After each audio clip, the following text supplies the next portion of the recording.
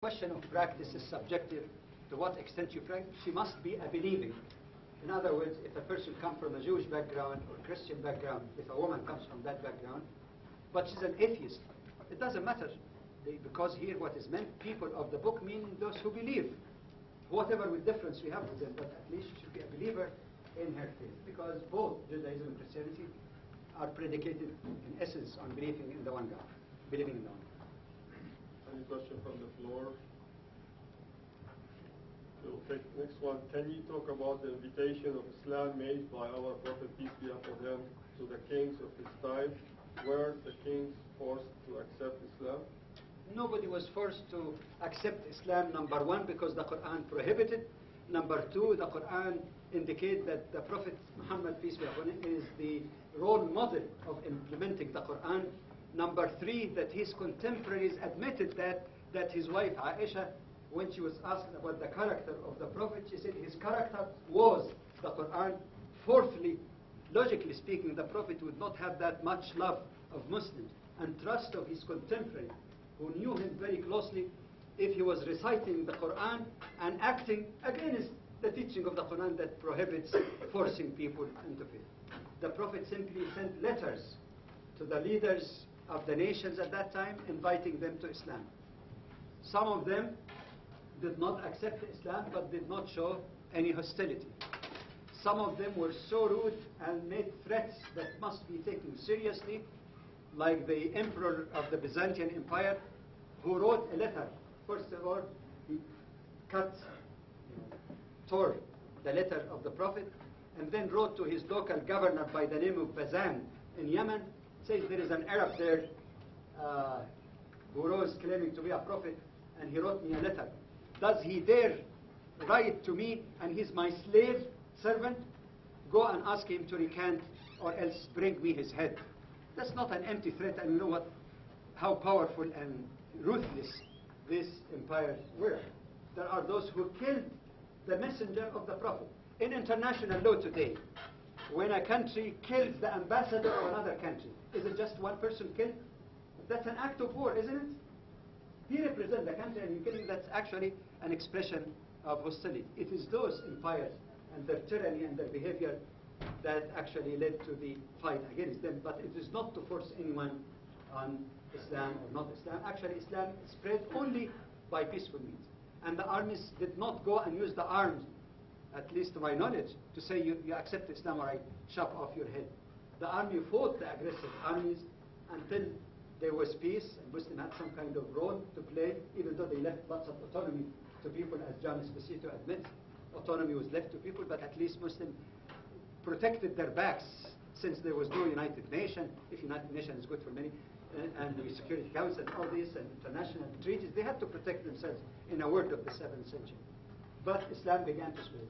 That is not a partisan statement. Read a statement of a famous former missionary, Christian missionary in India, Sir Thomas Arnold, in his book Preaching of Islam, where he surveys the spread of, even though he's, like I say, a missionary himself, so there might be some biases there, but he traces the spread of Islam in a variety of areas in Asia and Africa, in the archipelago, the Philippines and all of this. And you know what he concludes, basically, to read his book. Of course, he did not say Muslims were angels, which I agree with him. There were periods of intolerance, but these were passing things. But he concludes that there are two major reasons for the spread of Islam. Anyone remember or read his book? Number one, trade. Number two, the Sufis, mystical people who focus on spiritual purification and go carrying the message of love and service to people, just like good missionaries, not missionaries with agenda. Here's a loaf of bread and the Bible in the other hand. That's not ethical, even among good Christians. These are the two reasons. Merchants going to Africa, going to Asia, and people noticing their brave behavior. They seem make them cleaning themselves. And they stand in prayer. Who are you praying to? And that began the conversation.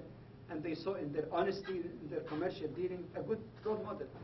And that's a message for Muslims today. If Muslims indeed in the world today are living by Islam, not just talking about Islam, their role model without saying a word will make them like a magnet. People will come and ask him, what's your belief? And maybe some people might agree or disagree, fine.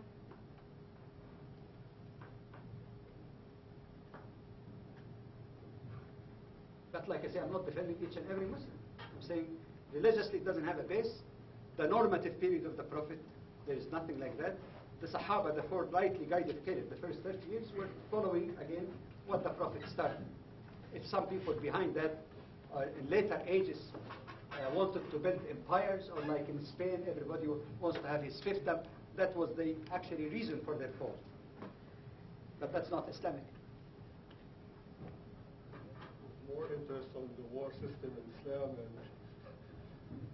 And any questions from the floor?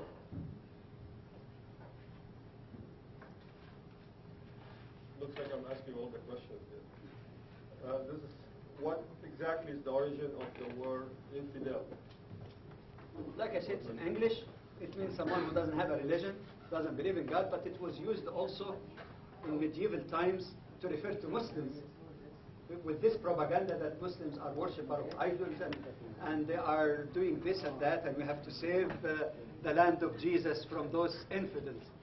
It has nothing to do with Islam as a term or concept. In Arabic it says, thank you for this lecture. What is the solution today about Muslim fighting with a technology that they don't have? Should they respond or wait? Well, the ayah in the Quran is very clear. There's nothing swept under the ground. The Quran, in the context of defending yourself, it says, وَأَعِدُّوا لَهُمْ مَا اسْتَطَعْتُم مِّن قُوَّةٍ. It says, prepare, meaning for those aggressors, or present or potential, whatever power you can master. It could be power of knowledge, it could be power of arms, it could be power of economy. It is a very broad statement made in the Quran. And tell me of any nations today in the world that says, oh, we are so loving to people, we should have good intention, forget about armies, and maybe next time, forget about police, everybody will behave. No, everybody ain't going to behave good. It's a reality of the life. So yes, but of course people have to resist in the best possible way, provided they don't commit aberration. And that's what distinguishes true jihad from acts of terrorism, quote unquote, terrorism properly defined, not politically defined. I define terrorism as a deliberate act of hurting or victimizing the innocent, whether the victim or the culprit is an individual, group, or state. There is state terrorism, and that's not acceptable in Islam. It's the other part also, and violate the ethics even on the battlefield when there is legitimate cause to go to the battle.